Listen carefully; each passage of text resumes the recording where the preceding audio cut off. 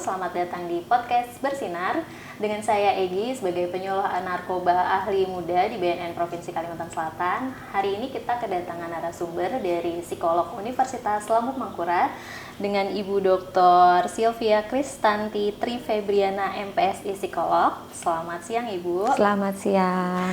Baik, Ibu Sylvia baru saja memberikan materi tentang ketahanan diri anti narkoba, ketahanan diri remaja terhadap penyalahgunaan narkoba pada kegiatan pelatihan pengembangan soft skill SMP dan SMA sederajat. Kegiatan ini dihadiri oleh 24 orang guru BK dari 12 sekolah SMP dan SMA yang ada di wilayah Banjarmasin. Baik Ibu apa kabar hari ini? Alhamdulillah baik. Bagaimana Mbak Egi kabarnya? Alhamdulillah baik Ibu.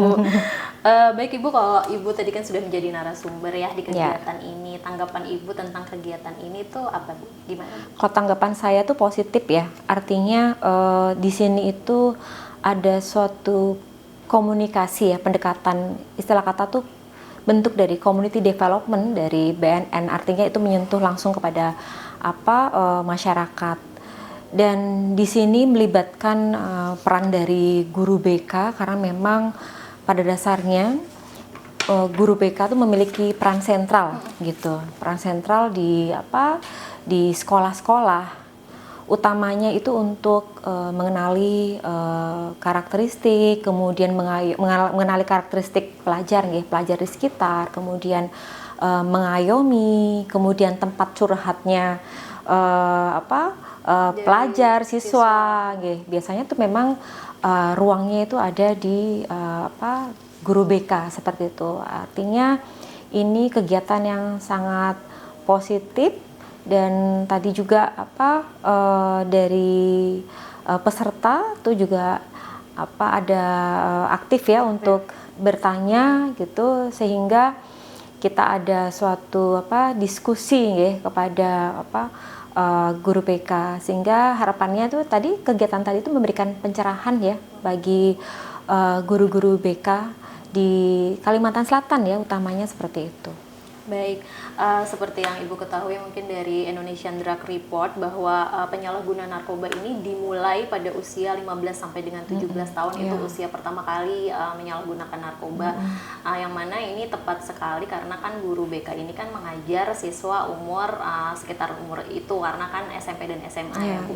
Nah, menurut Ibu seberapa penting sih peran guru BK dalam membentuk ketahanan diri remaja, dan apakah memang guru BK saja itu sudah cukup? Apakah memang dibutuhkan dari peran dari bagian lain atau lingkungan yang lain yang membentuk anak itu sendiri? Kalau secara deskripsi pekerjaannya, jadi ranah tanggung jawabnya, memang guru BK itu sebagai guru yang bertanggung jawab pada kegiatan konseling ya, membimbing siswa seperti itu. Hanya saja sejatinya tidak hanya peran dari guru BK gitu. Jadi barangkali itu guru BK tuh sebagai sebagai pendukung, sarana pendukung dari eksternal. Jadi kalau siswa ini kan lebih banyak kegiatannya itu dengan keluarga, kemudian dengan teman sebaya gitu. Dan lebih banyaknya sebenarnya dari keluarga gitu, karena kan intensitasnya untuk bertemu dengan keluarga tuh jauh lebih banyak gitu. Plus di teman-teman sebayanya. Sehingga sebenarnya peran dari guru BK itu adalah pendukung. Pendukung. Dan bagaimana untuk memberikan ketahanan pada pelajar, pada siswa supaya mereka tidak menggunakan narkoba, itu secara komprehensif barangkali seperti ini. Hubungan korelasinya antara orang tua, kemudian guru BK, kemudian ada lagi yang namanya teman sebaya, plus ada wali kelas, gitu. Kenapa kok wali kelas juga berperan di sini? Karena wali kelas itulah yang akhirnya bersinggungan dengan orang tua. Kalau guru BK lebih banyak pada kegiatan yang sifatnya mereka nanti teman-teman memerlukan sesi detox emosi, curhat dengan guru BK, menyediakan waktu. Tetapi siapa yang lebih banyak bersinggungan dengan orang tua, itu biasanya peran dari wali kelas gitu. Misal nih tentang nilai yang semakin turun. Nah, itu memang wali kelas biasanya bersinggungan dengan orang tua. Nanti dari situ orang tua, ini kenapa kok Bu kok nilainya turun? Nah, nanti orang tua akan menyampaikan alasannya sekaligus menceritakan dan sebagainya. Kemudian kalau poin dengan teman sebaya. Nah, teman sebaya itu perlu juga, selain dengan guru BK tuh ada teman sebaya. Kenapa? Dari teman sebaya itulah kita bisa membantu untuk tambahan mapping. Tadi di materi tadi saya sampaikan terkait perlunya sekolah melakukan mapping. Jadi guru BK melakukan mapping mungkin perlu bantuan dari teman sebayanya tadi. Nah, dari teman sebaya misalkan taruhlah dari istilah kata tuh teman-teman geng gitu ya. Nah, teman geng atau ya circle-nya gitu ya.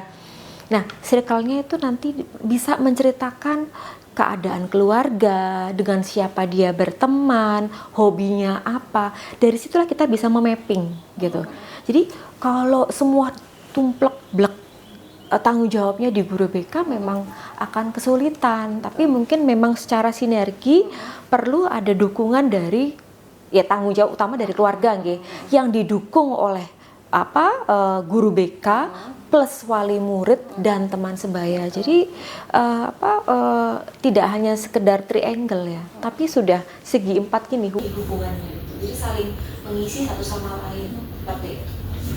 Ya, memang kalau di BNN provinsi kan memang kita fokusnya ke soft skill pada guru BK, tapi kalau di BNN kabupaten kota kita namanya itu intervensi remaja teman sebaya. Betul.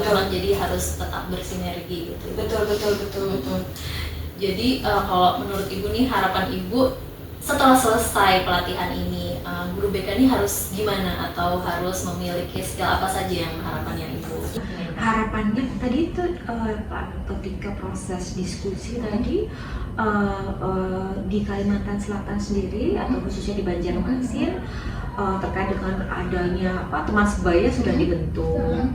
Kemudian ada pojok untuk curhat sudah ada gitu. Jadi sudah aktif, artinya sudah ada gitu. Jadi ini sudah ada peran dari BK untuk menanggulangi permasalahan-permasalahan pelajar yang nantinya takutnya gitu. Jadi tindakan preventif lah supaya mereka tidak menggunakan narkoba itu sudah dilakukan.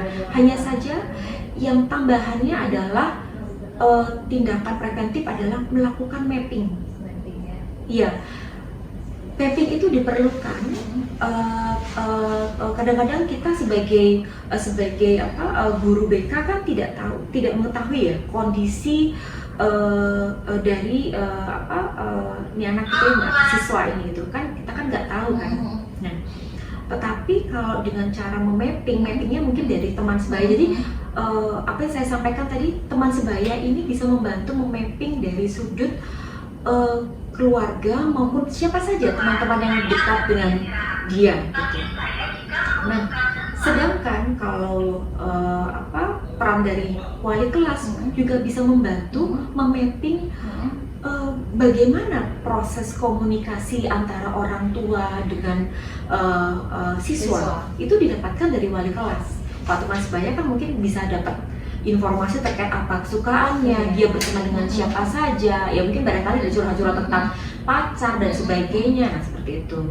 Nah, akhirnya dari data itulah bisa dirangkum, plus ditambah lagi kalau memang ada suatu tes misalkan tes psikotes gitu ya, sehingga bisa mengetahui keadaan personal, jadi karakteristiknya seperti apa gitu, ditambah nanti mengetahui keadaan lingkungannya. Jadi rasanya kita bisa mendapatkan komprehensif ya itu, sehingga ketika kita memberikan suatu pendekatan gitu, melakukan konseling, kita nggak langsung memberikan menjudge atau memberikan penilaian atau memberikan tanggapan itu yang tidak sesuai gitu kan, karena sebelumnya kita sudah melakukan pemetaan atau tadi istilah kata tuh screening awal pada siswa gitu. Itu perlu untuk setiap siswa dilakukan screening. Itu sih yang perlu dilakukan. Barangkali kalau memang jumlah siswanya itu tiap di suatu SMA tuh jumlahnya sampai ribuan, itu ya bisa saja bekerja sama dengan wali kelas ya, utamanya wali kelas, dan itu tadi yang mengaktifkan teman sebaya. Di setiap kelas itu ada yang harus bertanggung jawab, misalkan teman sebaya yang bertanggung jawab siapa gitu, atau mungkin ditambah lagi teman sebaya punya lagi nih yang di hire lagi gitu. Mungkin setiap geng itu punya perwakilan kayak gitu. Jadi dari situlah kita bisa memetakan. Jadi guru BK tidak bekerja sendiri gitu. Kemudian ya bisa bersinergi ya, utamanya kalau misalkan perlu untuk bantuan terkait edukasi, sosialisasi anti narkoba bisa dengan BNN ya tentunya nggih. Jadi karena memang kenapa kok BNN, karena memang yang lebih expert, yang lebih berpengalaman dalam penanggulangan narkoba utamanya memang BNN. Baik. Seperti itu. Sangat mencerahkan sekali Bu Selvi. Baik, seperti yang kita ketahui bersama bahwa tujuan dari kegiatan pengembangan soft skill ini adalah untuk upaya meningkatkan kapasitas guru BK dalam mewujudkan program P4GN dan sebagai upaya meningkatkan daya tangkal anak dan remaja melalui lingkungan sekolah bersinar di wilayah Kalimantan Selatan. Baik, kegiatan pelatihan soft skill ini kita harapkan mampu meningkatkan kapasitas guru BK dalam upaya meningkatkan ketahanan diri remaja, juga bisa membantu BNN karena BNN ini tidak bisa bekerja sendiri, kita perlu bantuan dari lingkungan pendidikan, lingkungan masyarakat, swasta maupun instansi pemerintah. Terima kasih Ibu Selvi atas waktunya untuk bisa muncul dan hadir di podcast Bersinar kali ini. Kita nanti ketemu lagi di episode podcast Bersinar selanjutnya. Baik, itu saja Indonesia Bersinar. Salam sehat tanpa narkoba.